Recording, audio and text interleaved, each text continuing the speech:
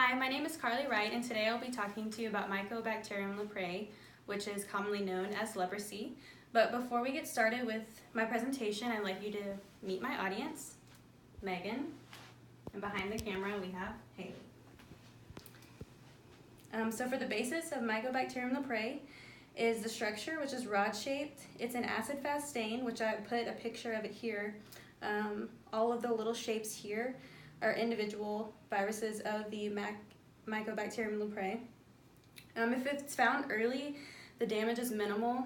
You might have a loss of sensation in skin, but if it's found late, it can be extremely damaging. Like here I have, you can lose fingers, toes, etc. And then it's also an intracellular parasite. The pathophysiology of leprosy. It is person-to-person contact. You have to be in contact with the person that is infected to obtain the virus. It enters through an open wound, cut, scrape, or breathing in a respiratory droplet of an infected person. It takes two routes: tuberculoid leprosy or lepromatous leprosy. The strong cellular-mediated immunity is the route of the tuberculoid leprosy, which is the lesser of the two routes. It is less harmful because you have the stronger cellular-mediated immunity, which kills the bacteria before it gets progressive, before anything serious happens. However, the weak cellular-mediated immunity, which is lepromatous leprosy, the bacteria enters the skin cells, the nerve cells, the peripheral cells, and multiplies, and that's where all the damage happens. The areas that are affected most are African, Asian, and Latin American, and then all of this highlighted here is the more affected areas.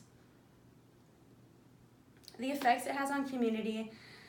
On the first paragraph, I have in older eras and older days, like in biblical times, they had leper colonies, and they had isolated areas for lepers specifically because they weren't aware of exactly how the virus worked or how to treat it or how it contaminated other people. But now they're just left in society. It's easily treatable, and it's hard to spread. I have here, typically it takes years of physical close contact to obtain the virus. And then here I have a picture of an actual leper colony. It says Home for Lepers. The current treatment trends are drug management, which is just the administering of several different drugs to get a treatment plan. And this takes place within the first year of diagnosis. However, it can last a lifetime. And then also the BCG vaccine is given to try and prevent the effects of leprosy. So I have a picture of an armadillo here because armadillos are typically used for research to find new treatment methods and to learn about things about the virus. And because the armadillo's temperature is usually 30 degrees Celsius, that's what the virus likes. It likes cooler temperatures. So the armadillo is a perfect candidate for that. The effectiveness of the treatment trends. The drug administering is effective by binding to DNA bacterium and disrupting the replication transcription process so that the virus does not multiply and create more of the virus. However, it depends on how progressive the virus is and how much damage is done to be how effective. And then the BCG vaccine is given, like I said before, to prevent, and it was 54%, and the vaccine was identified as beneficial to prevent leprosy. This is an individual treatment plan. It is a 12-month regimen for leprosy. It's for an adult that is 50 to 70 kilograms. The different drugs are listed here. So for the dapsone, you have 100 milligrams daily or 600 milligrams once a month. And then the rifamycin, 50 milligrams daily, or the clofazimine, 300 milligrams once a month. And I have written in red, must be done under supervision. This is very strong medication. And then here I have a before and after picture of someone who had leprosy and was treated. So this is before and then after. A prevention plan.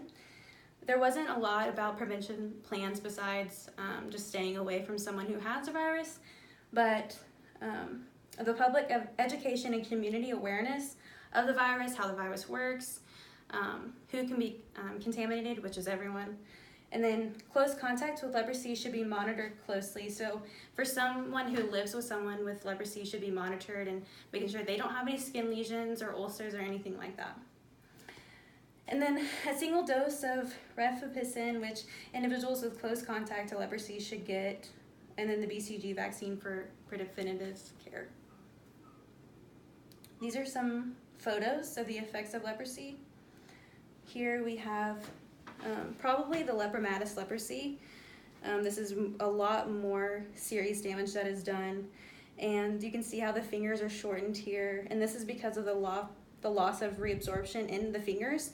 This can also happen in the toes and the earlobes and the nose. And then here we have the lesion on the chest, which this is probably something that you would be looking for like in the preventative plan. This is a lesser of the two, but probably still classified as lepromatous. However, there's many different cases that have people have lost limbs, like here, fingers, toes, ears. Some people have lost almost like half of their faces. However, like I said before, the treatment is getting better. They're learning more about how to prevent leprosy and how to learn different trials and drugs and treatment and everything, like with the armadillo.